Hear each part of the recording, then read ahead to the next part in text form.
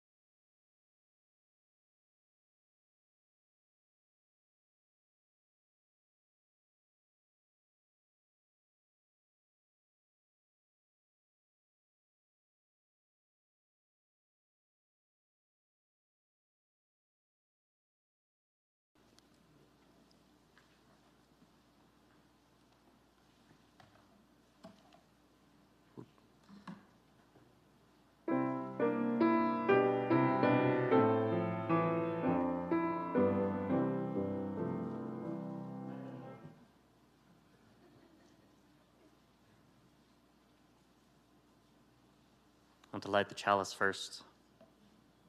Into this home, we bring our hunger for awakening. We bring compassionate hearts and a will toward justice. Into this home, we bring the courage to walk on after hard losses. Into this home, we bring our joy and gratitude for ordinary blessings. By our gathering, we bless this place. In its shelter, we know ourselves bless. Let's open our minds and hearts to one another as we gather for worship on this beautiful morning. Please rise in body and spirit to join in our opening hymn. Number 38.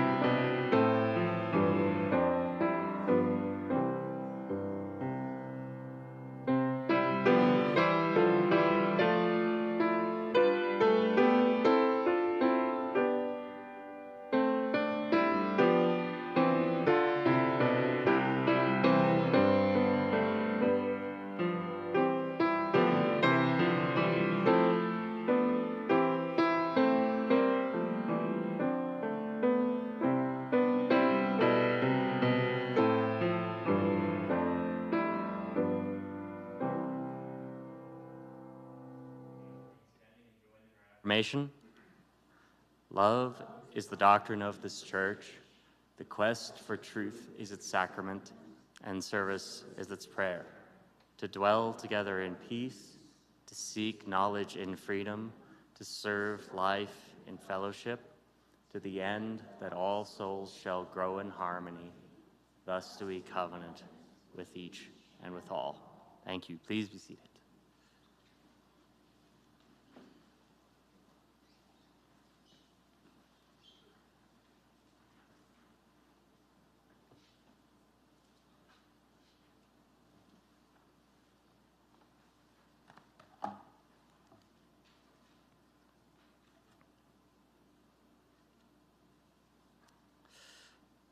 Candles have been lit this morning for the arrival of snow. For all our joys, all our sorrows, whether shared openly or kept quiet in our hearts, let us share a moment of silence.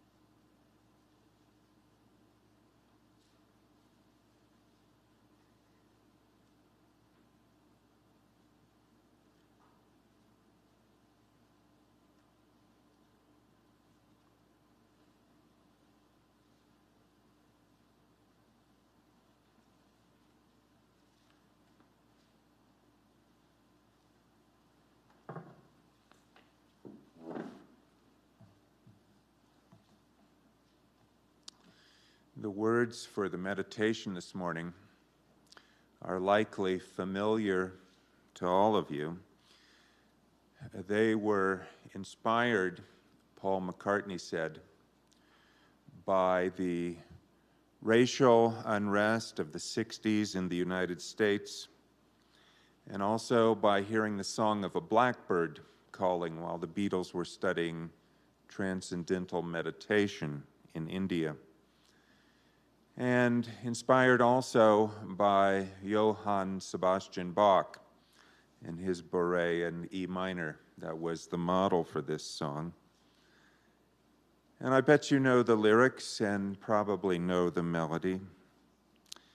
And as we enter now into meditation, I invite you to look within, to ask yourselves,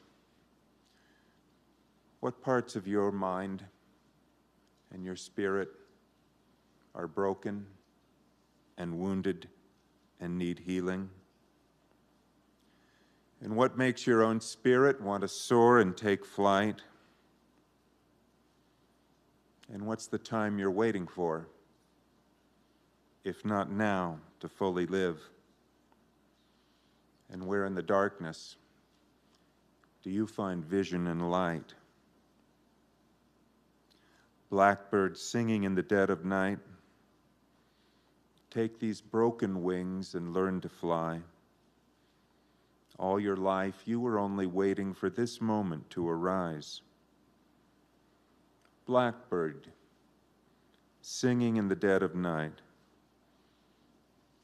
take these sunken eyes, learn to see.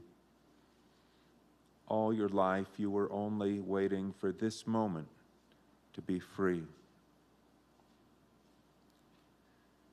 And now may our minds and hearts take flight into the light of the dark night.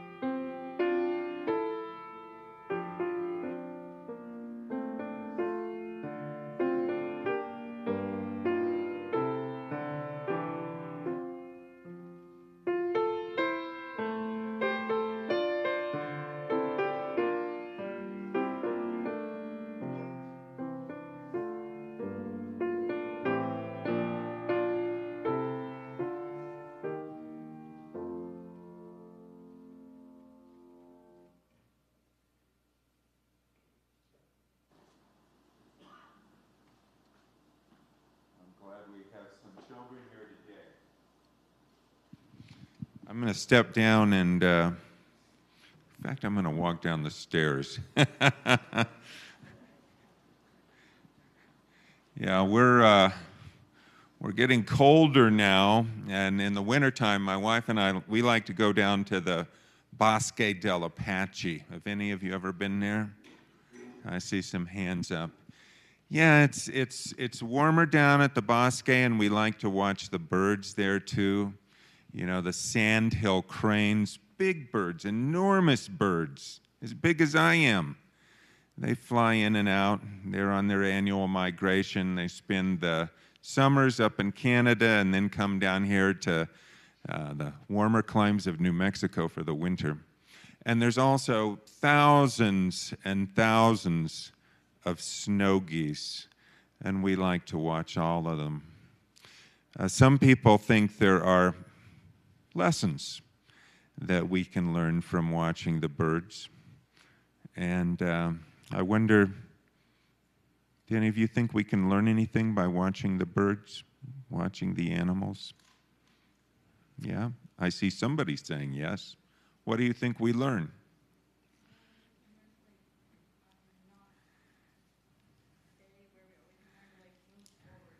Move forward.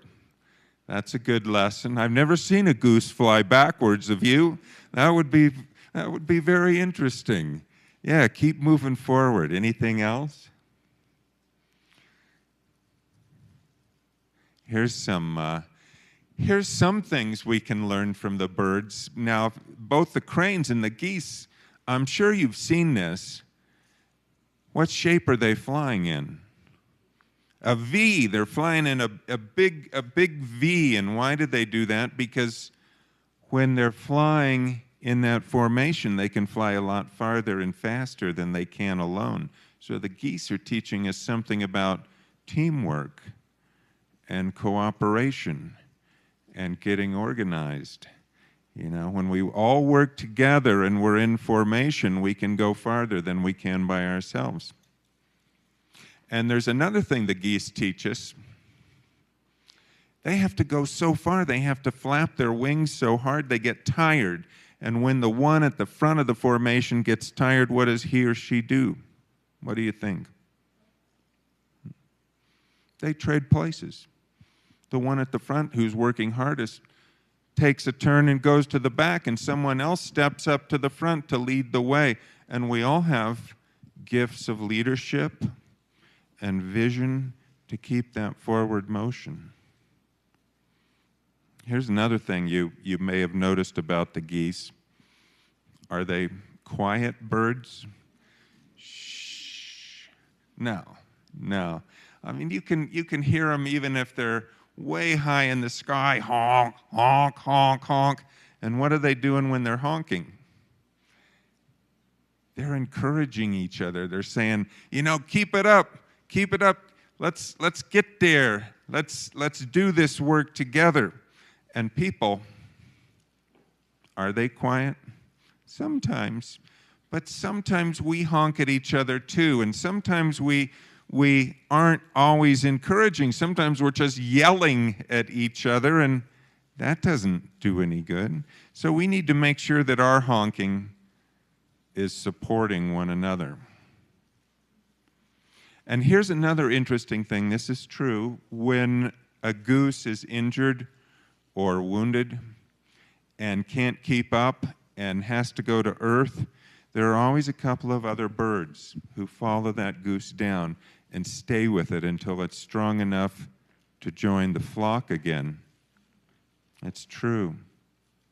And we all have times when we need help when we're sick or injured, and we can both give and receive help from other people. And here's the last lesson that I take from the birds, and I think maybe the grown-ups are going to like this one. Because these birds fly so far, and some of them have never been there before. You know, how do they know where they're going when they have to go 1,000 miles? Especially the young birds. Well, the young birds follow the older, more experienced geese who've been there before, who know where they're going. So, young people, I'm especially saying to you, maybe you should pay some attention to your parents and to your grandparents when they talk to you. I see someone shaking their head because, see, you think that your parents are just silly geese. But I'm telling you, they are wise old birds.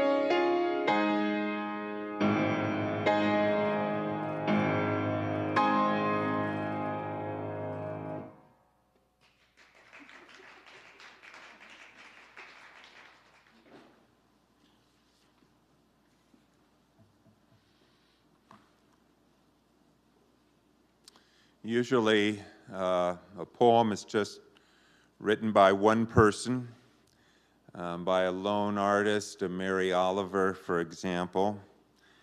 But some can have thousands of authors, and often there's a great deal of wisdom in crowds. There's imagery and information among a throng of people that can summon up truths about our shared humanity that help us to understand that more than separate individuals, we're part of an interconnected web, something bigger than ourselves. And this reading is excerpted from a poem titled, "What You Need to Be Warm." This poem was crowdsourced by Neil Gaiman, who's an ambassador to the United Nations High Commission on Refugees. And 4 years ago, at the onset of winter in 2019, as Syrian families displaced by war were facing their 8th year of sub-freezing temperatures, living in tents and makeshift shelters. Gaiman asked his followers on social media to summon up a thought or a memory of what it meant to them to be warm in a cold and often uncaring world.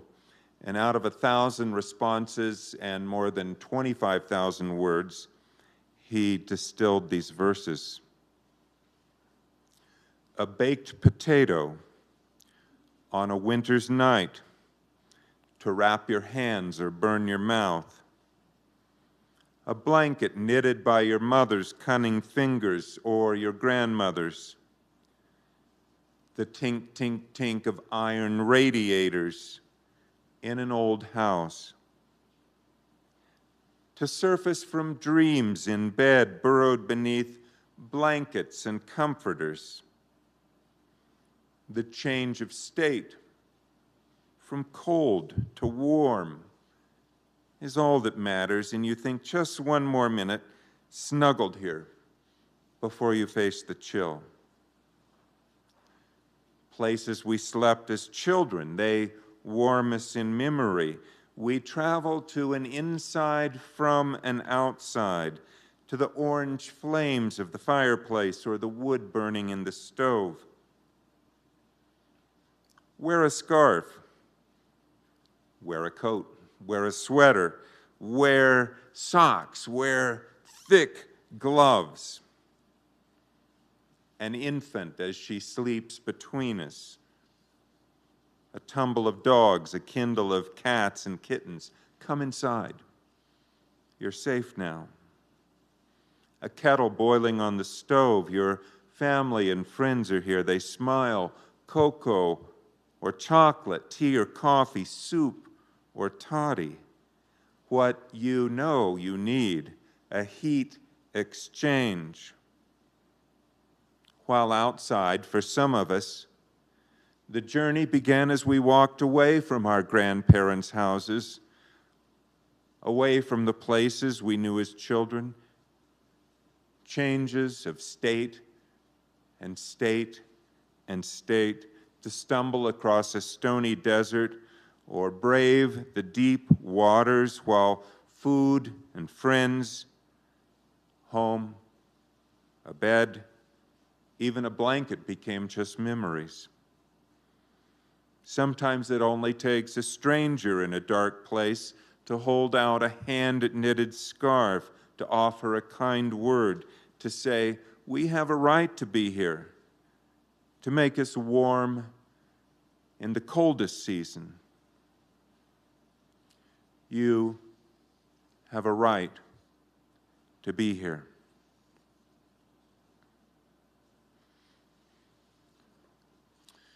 It's just at this time of year, late November, early December, as the days shorten, as the temperatures fall, you might just witness one of the marvels of nature, a murmuration of starlings or blackbirds in flight. Now, I confess I have only seen this on the internet, which is easy to do because the videos, the footage are everywhere.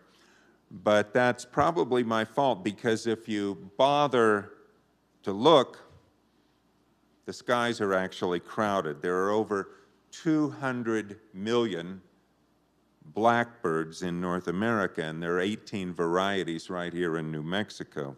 Starlings, in fact, are so common that they're often labeled a nuisance bird. People try to get rid of them. They can gather in flocks of tens of thousands. It's often called a murmuration, that comes from the Latin murmuratio, which is the sound of water moving, which is what the flocks resemble in flight. These undulating, ever-changing waves forming arches and parabolic eddies, a coordinated spectacle of breathtaking aerial acrobatics that, the Blue Angels could not rival. So, have some of you seen this? Yeah, a few. If you look on the internet, just Google murmuration and starlings, and you're going to be amazed. Because watching these birds, you sense that all together in their thousands, they are actually one vital organism, seemingly guided by this single hive mind that is exploratory and dynamic and alive, as Mary Oliver says, dipping and rising. They float on one stippled star that opens, becomes for a moment fragmented, and then closes again, and you watch and you try, and you simply can't imagine how they do it. How did they do it? Back in the 1930s, there was an ornithologist named Edmund Sellis who postulated that these birds must be sharing some kind of telepathic communication because they seem so finely attuned in their aeronautics, so choreographed in their ballet. They must think collectively, he mused in a book that he curiously titled Thought Transference, or What in Birds? A flash out of so many brains. What is happening indeed? Now, I don't discount the possibility of psychic phenomenon even in birds. But scientists today have a different explanation for the bird's behavior that's no less wonderful. Murmurations of starlings are examples of self-organizing systems which occur everywhere in nature, from whirlpools to spiral galaxies, from ant hives and bee colonies to neural circuits and economic markets. Wherever there's a coming together of these dozens or hundreds of seemingly autonomous actors and discrete events, there you have it. There's no one up above who's managing it all, no social engineering imposed on it. So, for example, when commuters line up for bus, they queue up, and at least in civilized countries, nobody has to command them, instruct them, tell them what to do or how to do it. They just do it. They form this small civil society without too much pushing or shoving, because deep down that's what we are as human beings. That's what we do. We're social creatures. We're not exactly like ants, but we're not so different either. You give some ants a plot of earth, and in a few days, without any blueprint, without any leader, they'll have transformed that into a network of tunnels that, if you stretched it out vertically, lengthwise, would rival a skyscraper. And computers, using just simple bits of on-off information, can also simulate this activity of ants. It can even simulate the gyrating patterns of birds in flight, which could mean that the starlings, in their synchronous soaring, they may be machine-like at some level. They're just governed by simple mathematical algorithms, or which, on the contrary, could mean that that little electronic brain inside your PC is at some level lifelike or possessed of a low-grade cybernetic intelligence. And at certain levels of complexity, this may be a distinction without a difference. Human societies also appear to be self-organizing, at least at the foundational level that makes for our collective survival. So, for example, when Russian tanks rolled across the Ukrainian border 2 winters ago, most government officials and aid agencies and relief organizations and even the spy agencies, they were totally unprepared. They were predicting that either there would be no invasion at all, or if there was one, that Kyiv and the rest of the country would fall within a matter of days. What no one was expecting was the flood of refugees. No one was ready for that. But grassroots activists, like a woman named Yulia, who is a PhD candidate in cognitive science living in Germany, they were able to quickly kick up a home-sharing database with thousands of families who were willing to open their doors to those seeking refuge from the shelling. And without waiting for any direction from their leaders or the government, people just started using their own cars to drive women and children to the border. And people who happened to have cafes or outdoor kitchens started cooking for and feeding their neighbors. Those with internet connections used social media to organize shelter for others. So people didn't melt down somehow into panic or chaos. Instead, hundreds of seemingly small-scale acts of courage and kindness started to merge into this vast wave or murmuration of mutual aid and resistance that confounded the analysts and the experts and that managed to stop a 40-mile military convoy in its tracks.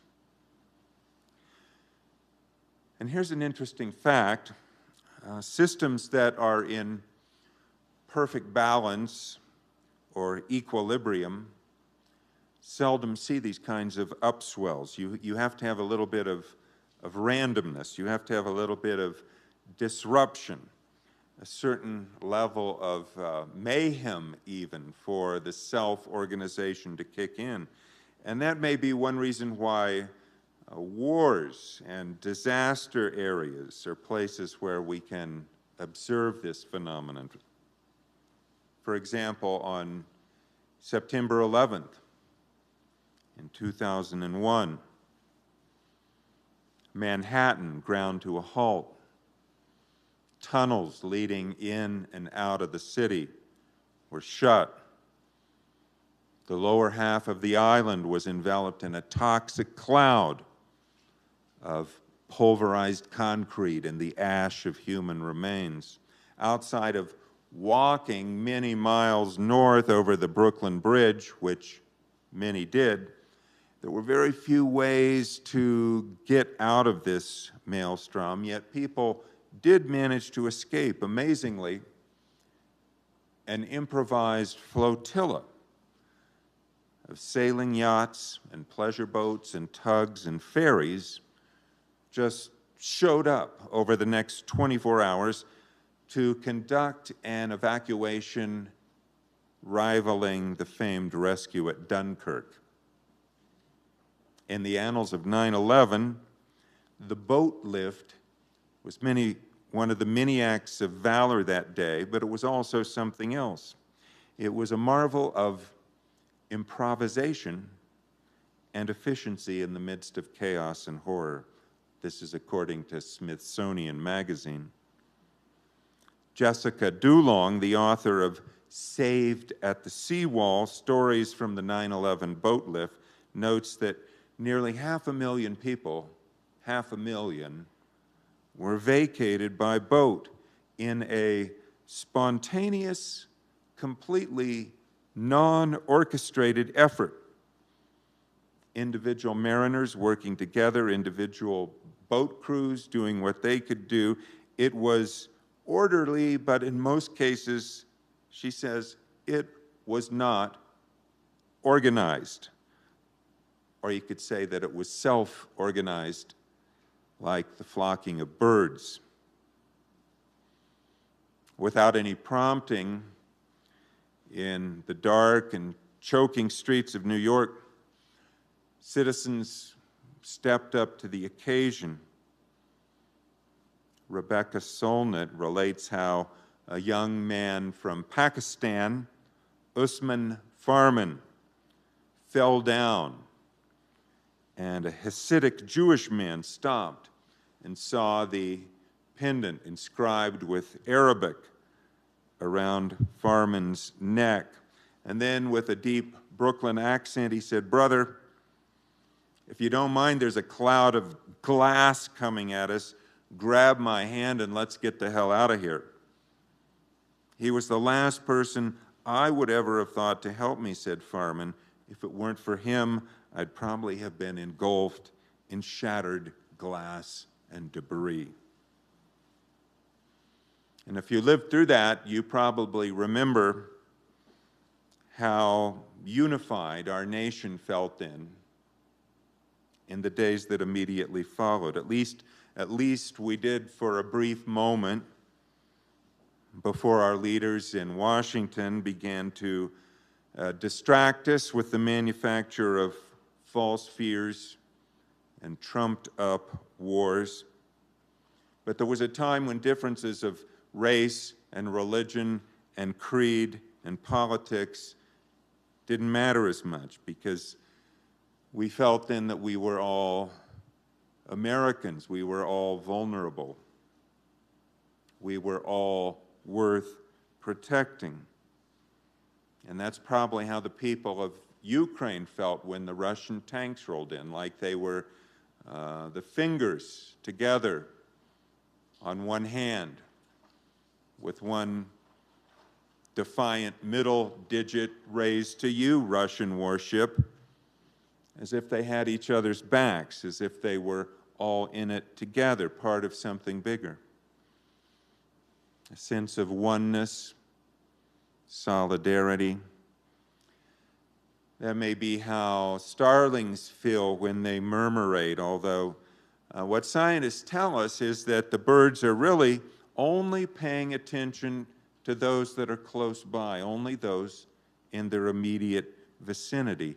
And 7 seems to be the magic number, not 6, not 8. If a blackbird notices just 7 of its companions, at fore and aft, above, below, at the wingtips, and 1 in the center, that's 7 trying to stay close, but not too crowded, just holding the course. Then that larger collaboration starts to happen. The whole flock emerges and takes on a life of its own. And this is hopeful news. It's hopeful for those of us living in this world where disruption and disorder are on the rise, because we're living now in a twilight era. We're living in a twilight of fossil fuels, a twilight of colonialism and empire, the twilight of an endlessly growing economy, the twilight of American exceptionalism, an hour of lengthening shadows from climate change to racial unrest, to threats to our democracy, to wars in the Middle East. Established institutions and expectations are coming undone, which may be the very moment for a new wave to catch hold. And we don't have to, as individuals, take responsibility for the entire planet. We don't have to, as individuals, decide, the future of our globe. We only have to be aware of the folks who happen to live next door or across town. We need to be aware of the plants and animals who share this, our own watershed, or live in our own backyard. We need to be aware of our families and our faith communities and the folks who are teachers and service workers who take care of us when we're ill. We only have to watch out for those people and watch out for each other. Fly right, stick together, and stay the course. And something good and beautiful could happen. It's almost as if a poem could write itself if it could be crowdsourced among thousands of people without any single author, no single compositor to pull it all together. A migration could start to occur, this vast collective movement toward everything that keeps us warm. The baked potato on the winter's night, the places we slept as children, a tumble of puppies and kittens in the kettle boiling on the stove. And 7 might not be the precise number for our own species. You know, for human beings, it might even be 70 or 17. But whatever it is, it's a doable number. It's not beyond reach. This is not fantasy or wishful thinking. It's not even prayer. It's science. It's real. It's possible. So the sun may be setting early. The chill is gathering. But don't give up and don't give in. Instead, go outside. Look upward. You might chance to see a murmuration forming, even and especially at a time like this.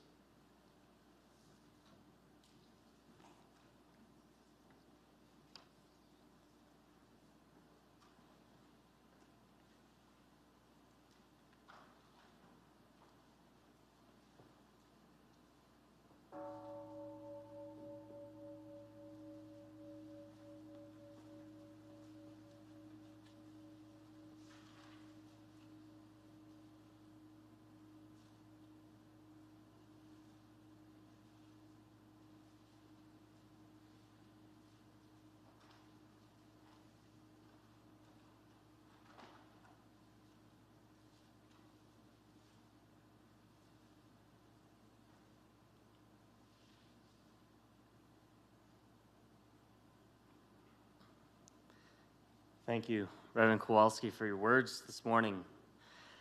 As we prepare to go back to our daily lives, we give part of what we have to make the world better.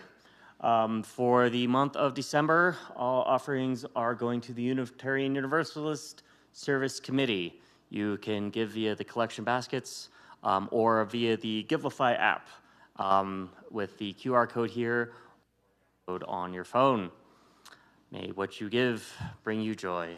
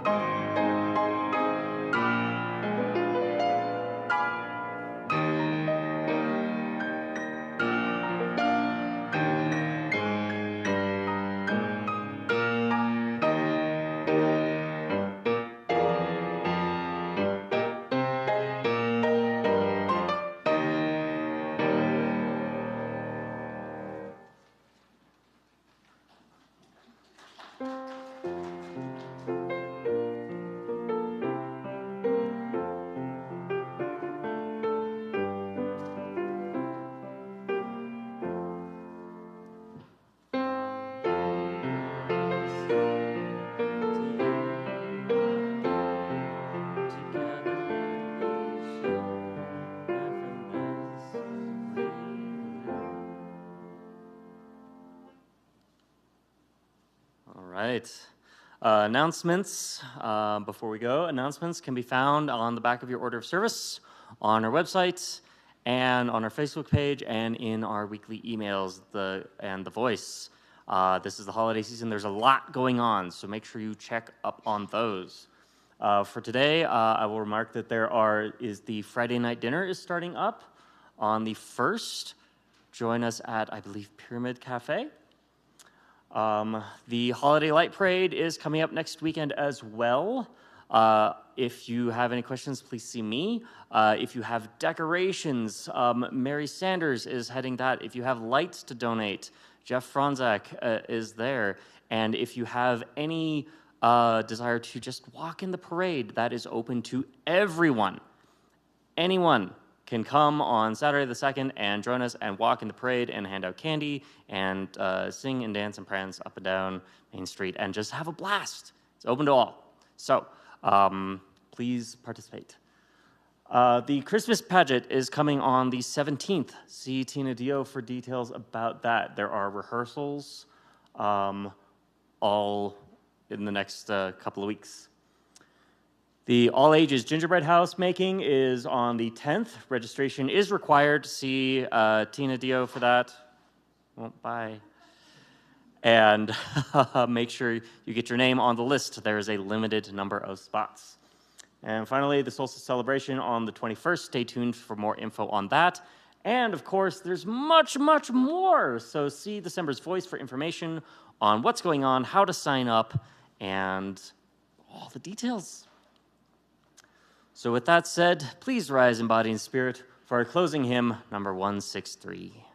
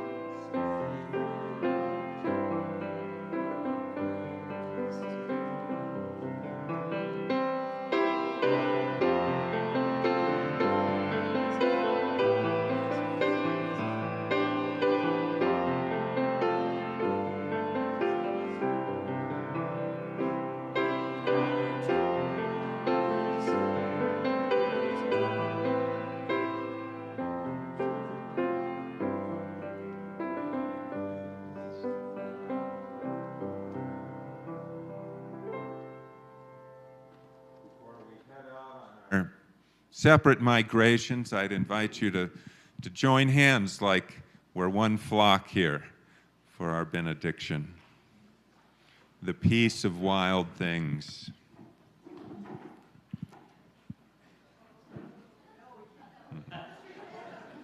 You can do it. When despair for the world grows in me, and I wake in the night in fear of what my life and my children's lives may be, I go and lie down where the wood drake rests in his beauty on the water, where the great heron feeds. I come into the presence of wild things who do not tax their lives with forethought of grief. I come into the presence of still water, and I feel above me the day-blind stars waiting with their light. For a time I rest in the grace of the world and am free. May it be so.